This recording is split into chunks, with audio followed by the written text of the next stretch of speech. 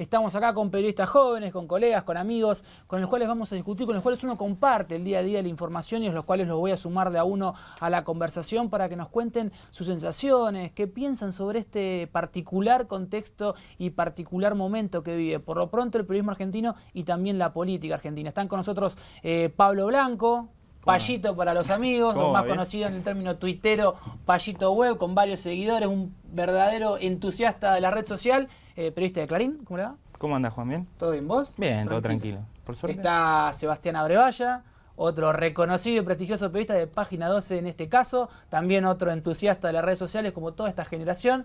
Y después cierra la nómina, cierra este Dream Team, que es nada más y nada menos que Marcelo Miranda de La Nación. ¿Cómo andas, Juan Cruz? ¿Todo bien? Ya a minutos nada más de irse a cubrir la temporada en Pinamar, a cubrir todo lo que está pasando en la costa argentina, porque termina siendo la sede de la política argentina. Bueno, chicos, para empezar y que arranque el que tenga ganas, ¿no? Pero, ¿cómo definen hoy por hoy el periodismo político? ¿Creen que hay no quiero decir brecha, no voy a decir la famosa brecha, pero creen que hay una diferencia entre quizás la camada o la vieja guardia del periodismo y lo que viene atrás, que son ustedes? Yo creo que en realidad la diferenciación que hay que hacer primero y principal es la diferencia entre los medios y los trabajadores. O sea, y dentro de los trabajadores, los grandes periodistas, las grandes figuras, Longobardi, Lanata, Morales Solá, todos los que tienen mucho renombre, y después periodistas tal vez tal vez con cierta trayectoria, pero que no tienen esa exposición y ese nivel de protagonismo. Y me parece que cuando uno va bajando en esa escalera, la brecha que se denomina es cada vez menor, digamos. O sea, si uno piensa en las diferencias que puede llegar a haber entre, no sé, Orlando Barone y Jorge Lanata, van a ser mucho menores que las que puede haber entre Payito y yo, y prácticamente trabajamos en un medio, digamos, calificado como mucho opositor. mayor la Estamos diferencia. en las antípodas, O sea, sería mucha diferencia entre quizás lo que piensan exponentes que están en las primeras líneas de las luces contra el resto de los trabajadores. Sí. Sí, digamos que también cada vez que se pelea un referente de esos como Barone o Lanata se hace un escándalo gigante. Nosotros nos tomamos un café, si tenemos una diferencia, y la arreglamos, porque además es una cosa de, ellos son figuras, nosotros estamos empezando, hace unos años que estamos en el periodismo, y nos cruzamos siempre. ¿Cuántas veces nos cruzamos, Eva, nosotros? Además cubrimos uno de los mismos temas, radicalismo, oposición. Entonces es una cosa de que nos conocemos, sabemos cómo trabajamos. Tarde o temprano te cruzás y te conoces con todos. Es así, es chiquitito el mundo del periodismo, y más si somos jóvenes, me parece a mí. La diferencia también es que nosotros no somos la noticia. Claro. Pasa algo, mucho de lo que se muestra, se nombró acá, Barone, Lanata, parte de su capital y del trabajo de ellos son ellos mismos. Lo que pasa, lo que encuentran, lo que cuentan y lo que les pasa mientras lo cuentan. Nosotros tenemos que manejar información, y si lo que conseguimos no es bueno, no le interesa absolutamente a nadie, básicamente. Si no hay información, no hay absolutamente... Pero, por ejemplo, usamos esa palabra, ¿no? La brecha, que la puso tan de moda Lanata. ¿Para ustedes qué es la brecha? ¿Qué significa eso? ¿Es un cambio en la forma de hacer periodismo? ¿Es un cambio puramente de coyuntura y de la relación de la política con el periodismo? ¿Qué significa la brecha? ¿Qué es para ustedes eso? Yo creo que cuando Lanata habla de, creo que dice la grieta, también puede interpretarse como la brecha. Porque si hicimos brecha, por ahí puede ser generacional entre nosotros y los periodistas con más trayectoria. La grieta es algo cultural que me parece que se utiliza para definir que hay un momento irreconciliable entre dos culturas, una que es oficialista y una que es opositora. Y creo que no es así, creo que se puede llegar a un consenso, un diálogo o una convivencia con diferencias, no es el otro el enemigo, digamos. Hay información que trabajamos todos los periodistas, el mensajero no es el que hay que matar, hay que ver, ¿esa información es verdadera o no? Hay que chequearlo, hay que refutarlo en todo caso, pero no ir a criticar al mensajero, como pasa tantas veces. Hay programas enteros dedicados a matar a periodistas. El otro día repasaba el caso de Juan Micheli, que me parece que está acá en Infobae TV. Se han hablado horas enteras de la pregunta de Juan Micheli al Cuervo Larroque, que era una pregunta valedera para él y una respuesta valedera. Pero incluso en ese programa se generó una autocrítica que pidió Cintia García. Decía, me parece que nos estamos yendo un poco de tema. El tema era la ayuda solidaria en las inundaciones de La Plata, no si Juan Micheli es corporativo o no. Entonces eso es lo que decía un poco Mariano, ¿no? La noticia pasa a ser el periodista y no la información en sí. Y de todas maneras, me parece que también lo interesante y que se denomina un poco la grieta es que se visibilizó a los medios y a los y a ciertos periodistas como actores dentro de lo que es el escenario político y económico de la Argentina. Entonces, esa visibilización, eso, poner en escena esa tensión que existía antes, pero que no estaba sobre el tapete, en definitiva genera más tensión y genera una cierta polarización. Y me parece que obviamente hay responsabilidad de los dos lados. Por un lado, el gobierno nacional, que puntualiza sobre determinados actores, determinados periodistas y determinados empresarios, y también hay mucha responsabilidad por parte de determinados periodistas que se hacen cargo de eso y en vez de correrse del centro de la escena y digamos, asumirse que no son protagonistas, digamos, se ponen al frente de esa situación. Entonces me parece que hay una grieta, digamos, en definitiva, que tiene que ver con una polarización muy extrema vinculada con el gobierno nacional y algunos medios de comunicación, pero también me parece que hay una responsabilidad muy grande de determinados medios y determinados periodistas en profundizar y en seguir avanzando sobre esa situación. Yo creo que la grieta surge, se empezó a hablar de la grieta, la más preocupante, la típica era las familias que se peleaban, las discusiones. Es una grieta real, porque todos la podemos comprobar. A partir de ahí surge también la otra grieta, la de los Martín Fierro, la que se habla en ese tipo de circunstancias, que es funcional para el gobierno y para los que su negocio o su trabajo pasa por apuntar todos los cañones del gobierno. En el medio, al menos las charlas que yo tengo con compañeros de colegio, amigos que ven de lejos el periodismo, ven de lejos la política, lo que uno trata de decirle es, miren, lean a Matías Longón en Clarín, lean a Berbisky en Página, lean a Alconada Mon en La Nación, ahí hay información, hay investigaciones, busquen, y se van a encontrar con que, bueno, sí, la grieta es divertida, está todo el tiempo en la tele, tiene rating, pero el periodismo se sigue haciendo. Perdóname, quería agregar algo más porque es interesante lo que él marca, digamos, en términos de la sociedad y de la grieta y las divisiones que se pueden generar. Y la verdad que yo no sé qué tan diferente es la división que podía haber en tiempos de Perón, digamos, entre peronismo y antiperonismo. Me parece que también había momentos de mucha tensión en determinados momentos de la historia argentina, y que por ahí uno no los ve a la luz de lo que pasa hoy o no los tiene en cuenta, pero me parece que también hubo otros momentos en donde había mucha polarización y por ahí había familias que eran, digamos, con divisiones irreconciliables, producto, no sé, del peronismo, de momentos en donde la política tenía definiciones muy duras. La diferencia es que ahora lo vemos en la tele todo el día. Bueno, Me parece que la mediatización de esa brecha, como le digamos, es que la vemos, prendemos la televisión y está todo el tiempo. Como fue en la entrega de Martín Fierro en el Teatro Colón, ¿no? Que era un tema que se habló durante días. Pasaban otras cosas en Argentina, pero se hablaba de la pelea de la Nata 7K con Paula Barrientos. A mí lo que me parece cuando nos miro, nos leo, nos veo, me incluyo, ¿no? Como contemporáneo, obviamente tenemos la misma edad, hace 10 años ya casi, 9 años, 8 años que venimos compartiendo los mismos pasillos, los mismos... Siento que la generación quizás que está antes que nosotros se constituyen como los fiscales de la patria, ¿no? Ellos están convencidos de que tienen la autoridad moral y el deber de poder exigirle explicaciones al gobierno nacional o al poder ejecutivo o a la clase política. Y lo que yo noto a diferencia, quizás más en nuestra camada, no nos constituimos casi como fiscales de la patria, es como que tenemos una posición más tranquila. ¿Ustedes ven esas diferencias? ¿La notan a la hora de escuchar a sus colegas? Bueno, nosotros somos trabajadores de prensa, me parece. Esa diferencia que vos nombrás puede verse en la conferencia de Echegaray, por ejemplo, cuando creo que era Julio Bazán le pregunta, pero también lo interpela de una manera dictándole un dictamen moral, digamos. En vez de preguntar, de hacer la pregunta, hay una introducción muy larga en la que se sienta una posición. Yo no digo que no haya que tener una posición porque me parece bien criticar las vacaciones del jefe de la FIP, más allá que se las haya pagado o no, cuando no se pueden comprar dólares y que haya pagado tanto. Pero también una simple pregunta por ahí evita todo ese embrollo que se genera, donde después Echegaray responde y él le dice, usted no tiene autoridad moral para decirme nada. No sé si estamos hablando de autoridad moral. ¿Es verdad que se fue a Brasil y pagó eso? ¿Sí o no? Después se verá si él miente o no. Entonces me parece ¿Pero que... eso no tiene algo que ver con el show del momento? Sí, bueno, obviamente hay un fenómeno que tiene que ver con el espectáculo, con la espectacularización de la noticia y generar un show para hacer atractivo por ahí algo que para el gran público desde el periodismo no puede ser, no es tan interesante.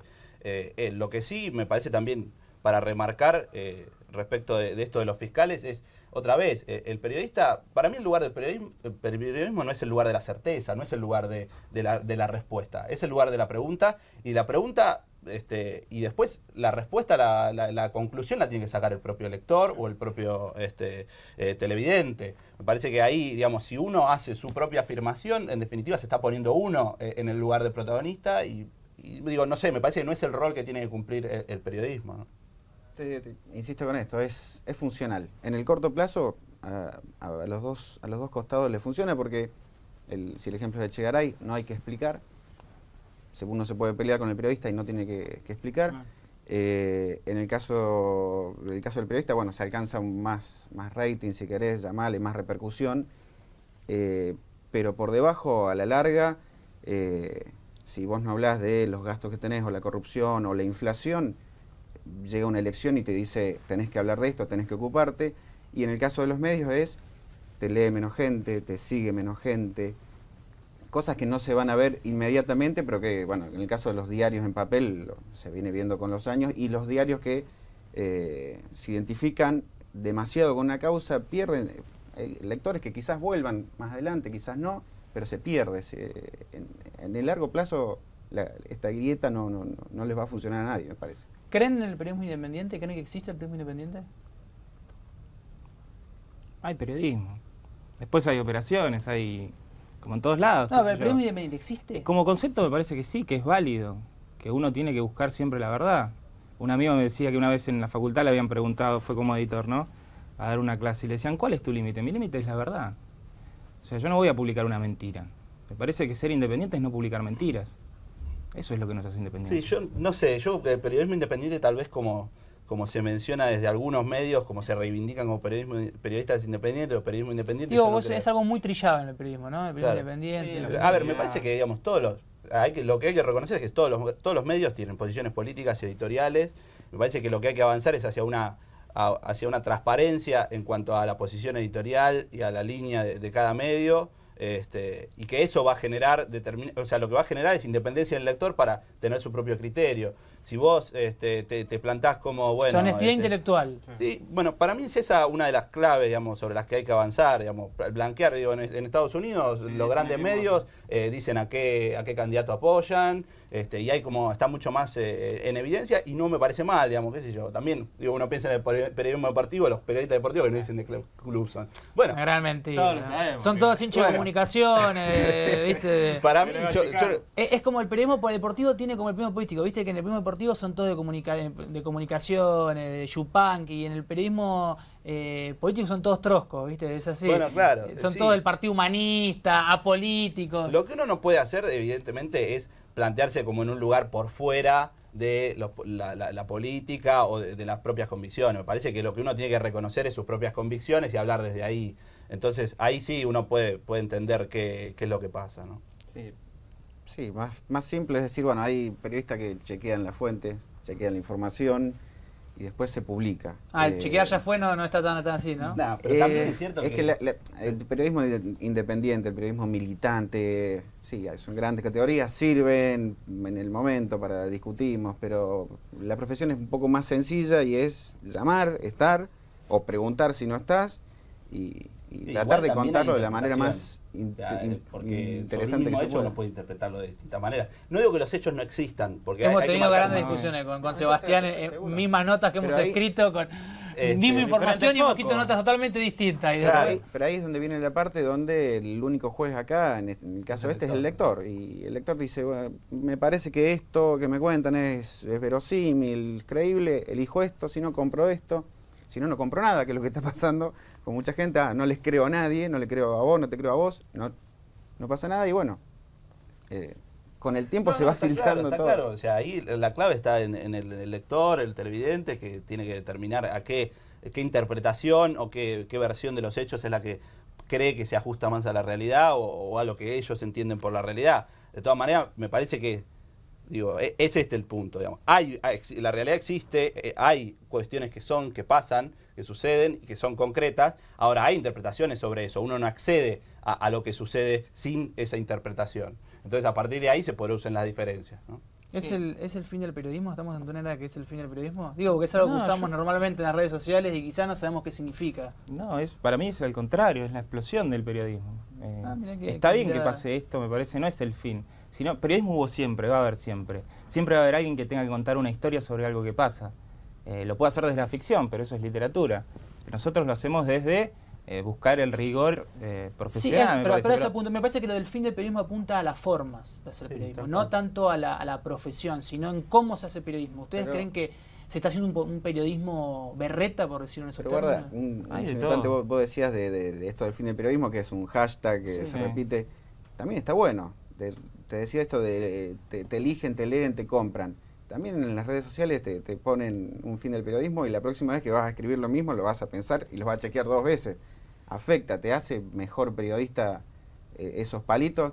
Los halagos vienen por redes sociales, teléfono, amigos, digamos, gente que... Nunca vienen, sino a veces, pasan. Cuando no pasa nada, pero la gente que te quiere te va a decir, sí, es ahí así, siempre hay alguno. Pero los palos bien puestos y las redes sociales acá, los dos lo manejan mucho mejor que yo, también ayudan en eso. La crítica te hace reconsiderar y repensar.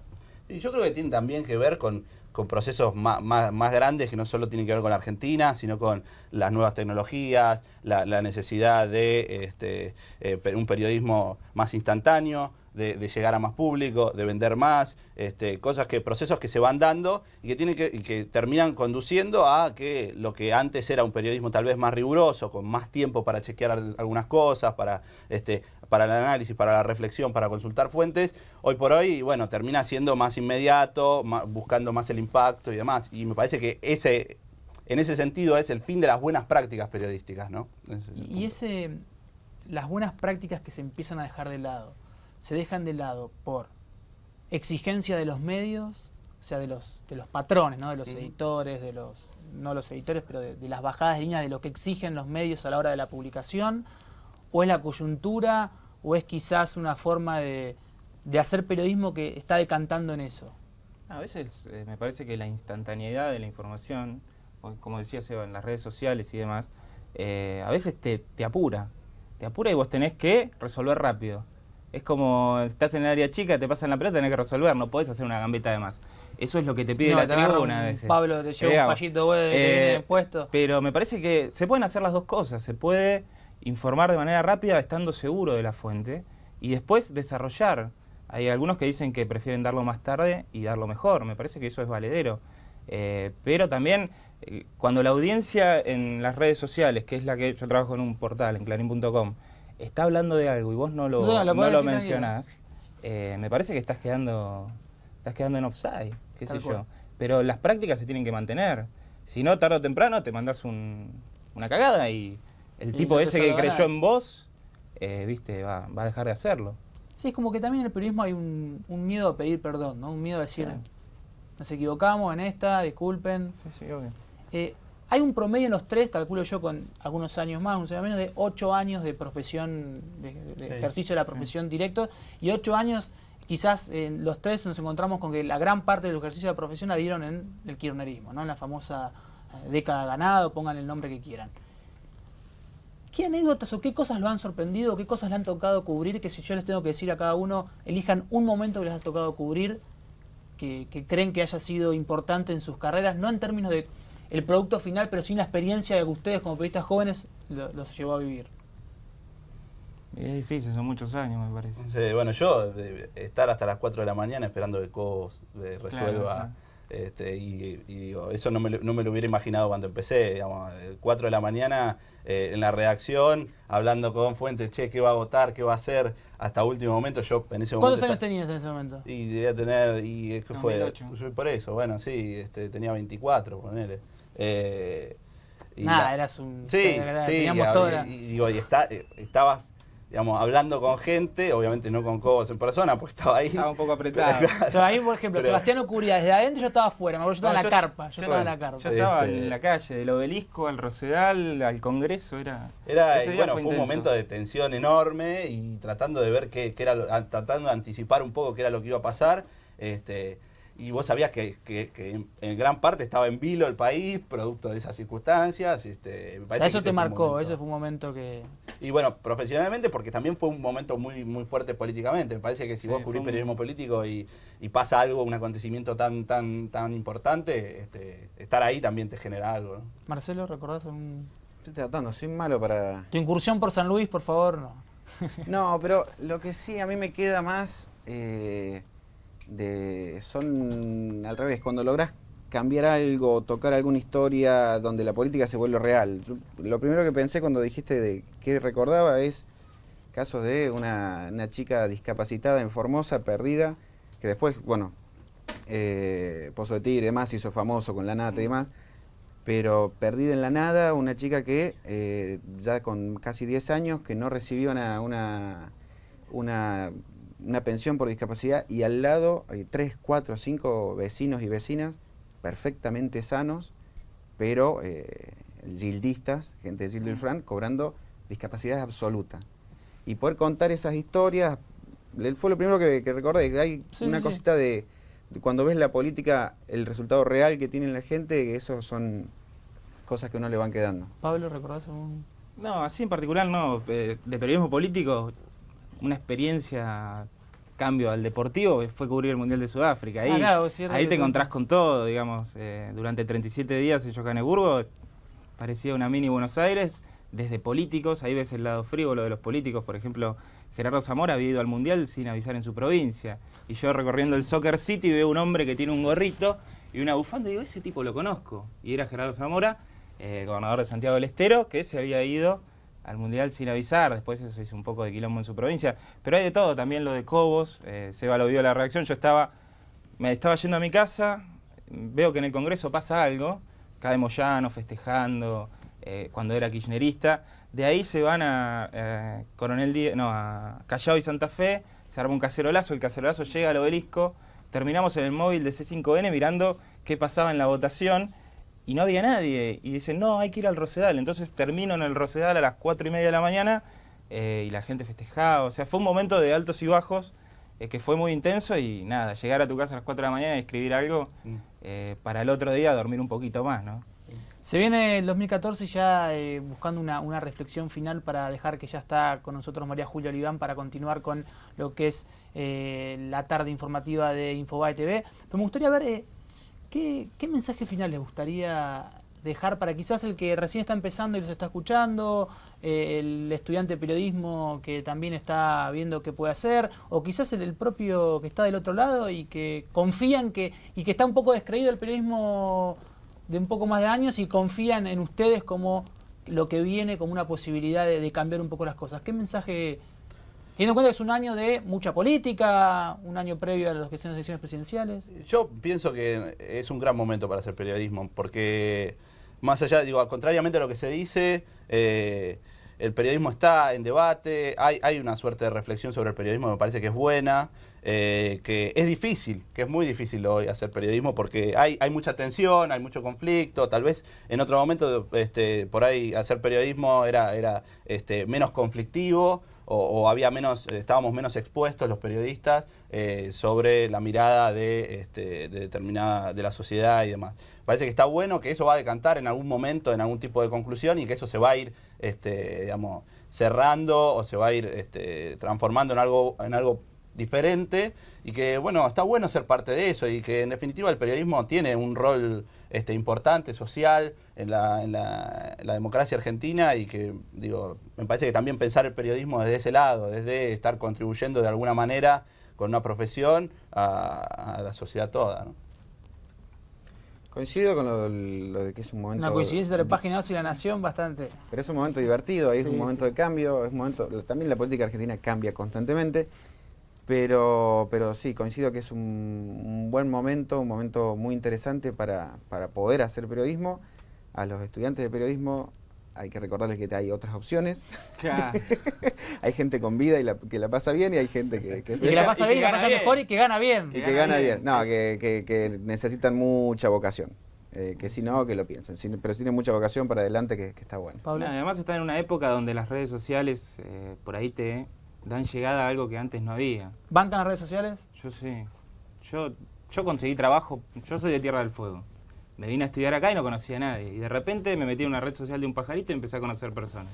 A partir de eso conocí a un jefe de redacción que me dio una oportunidad. Y hay que saber aprovechar esas oportunidades. No dejarla pasar. No vas a llegar a hacer la nata de un día para el otro. Tenés que laburar. Pero esas oportunidades no hay que dejarlas pasar. Tenés que poner todo ahí y laburar con confianza y con honestidad. Pablo Blanco de Clarín, Sebastián Abregalla de Página 12, Marcelo Veneranda de La Nación, todos cubren distintos temas que los pueden ir siguiendo.